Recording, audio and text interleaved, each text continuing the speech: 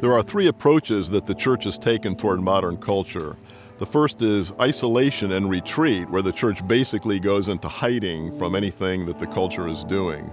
The second, which is actually more dangerous, is accommodation and compromise, where the church becomes like the culture and takes its cue from cultural and social norms.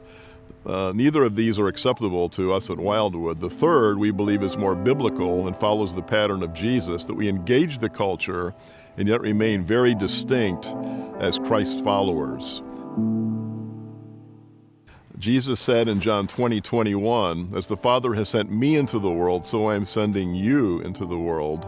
And we believe this means that we are called to engage the world in our own homes, our neighborhoods, our workplaces, and in our community around where we live.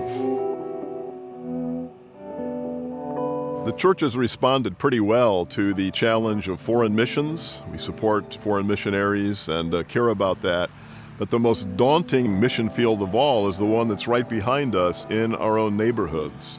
But we believe this is the mandate that the Lord has given us to care about the people in our own communities. This is our privilege and our responsibility to share the good news and bring the light of Christ to our own neighborhoods.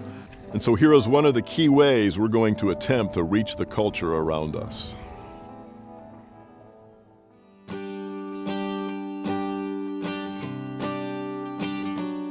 When I first came to Wildwood, we were talking about building bridges into our community.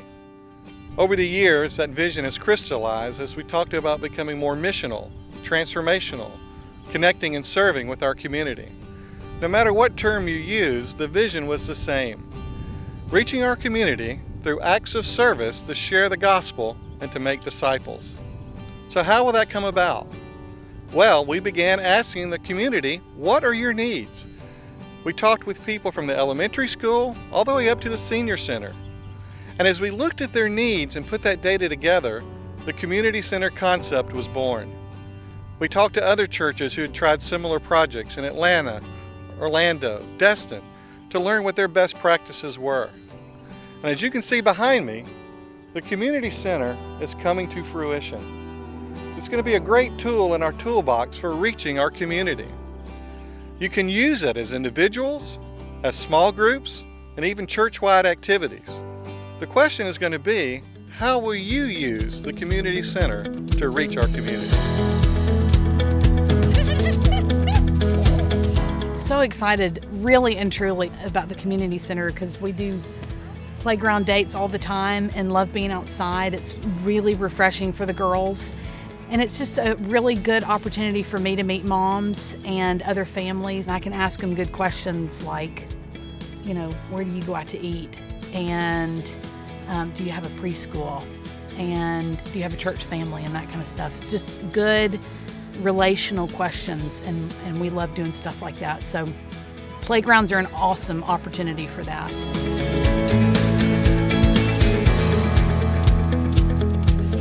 Children energize me. They exhaust me as well.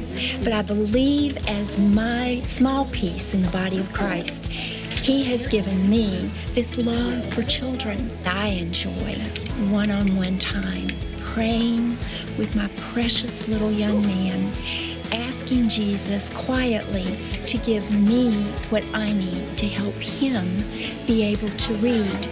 For ultimately, he will use that reading skill to learn about Christ. At least that's my goal.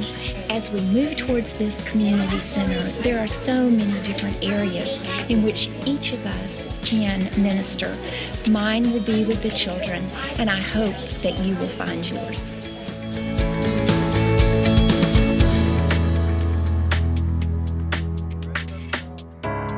Lila and I like going to the dog park 2 or 3 times a week. For her, it's an opportunity to stretch her legs and to meet a few furry friends.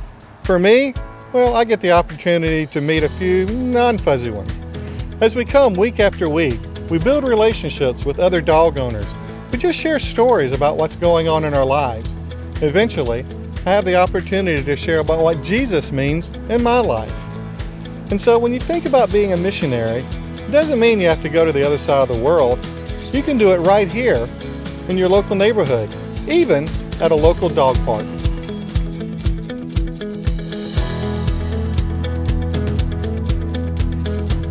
I'm a volunteer greeter on the church's First Impressions team. I love meeting new people, showing them where to go, and welcoming them. It is a joy for me to serve, and I'm looking forward to greeting a couple times a week at the new community center. Not only will I be able to use my passion for meeting new people in our community, but also I'll be able to serve them with God's love by showing them hospitality. Wouldn't it be amazing if every person that was greeted would eventually come to know Jesus?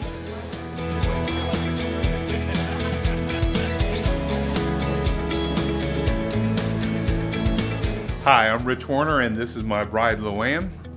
We are blessed by being able to serve the people of this church. We serve in a number of ways, but one of the best ways we do is coming right back here to the kitchen. However, things are changing. Luann? Great new opportunities coming up, y'all, with the new community center. We're going to have a concession stand. Concessions at the community center is a super easy way to serve the community. So if you've been sitting at home on the sofa thinking, what can I do when we start the new property? Let's cook and let's eat. And I agree with let's eat.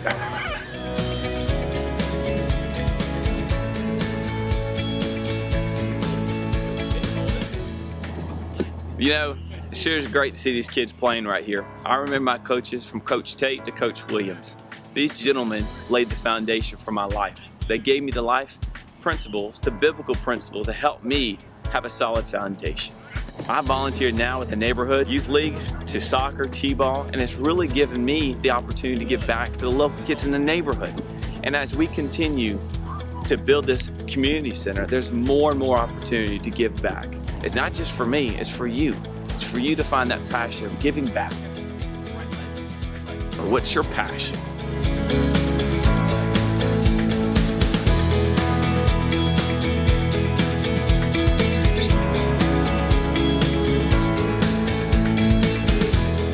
Join us.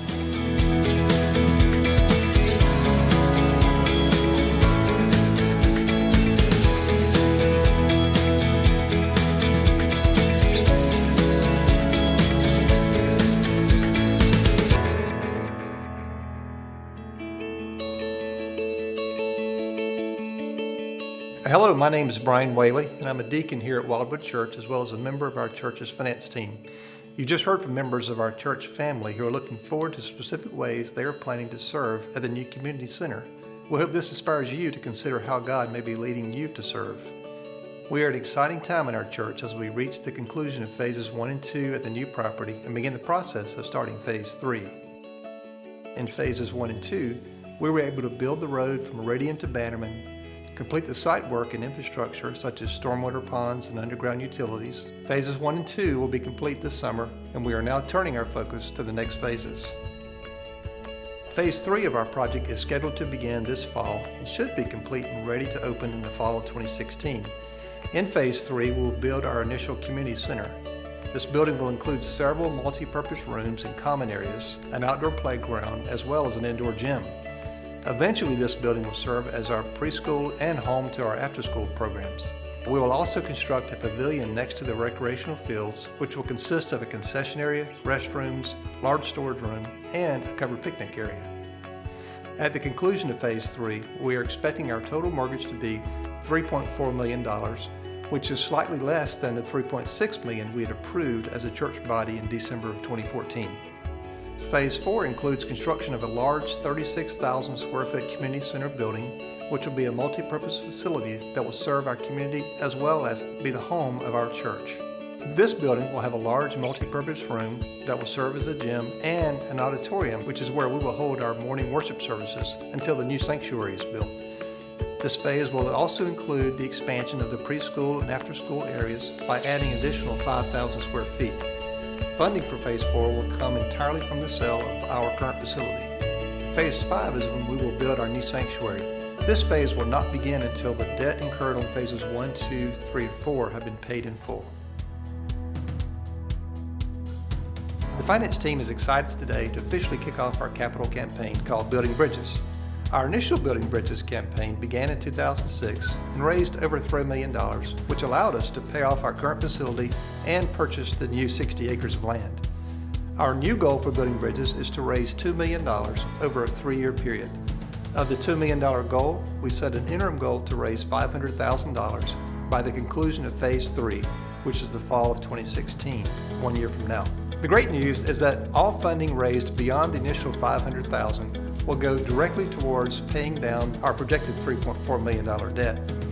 If we're able to meet our Building Bridges goal of $2 million in 3 years, our total debt at the end of Phase 4 will be $1.9 million, which is well below the $3.6 million we approved as a church body in December of 2014.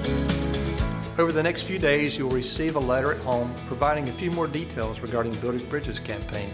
This letter will include a pledge card so that you can make your own financial commitment to Building Bridges. I'd like to remind you that contributions to Building Bridges should be considered an offering above and beyond normal tithe. The finance team requests that you begin prayerfully considering a Building Bridges pledge now. We ask that you return your pledge cards no later than July 31st. Thank you for sharing this vision to reach our community.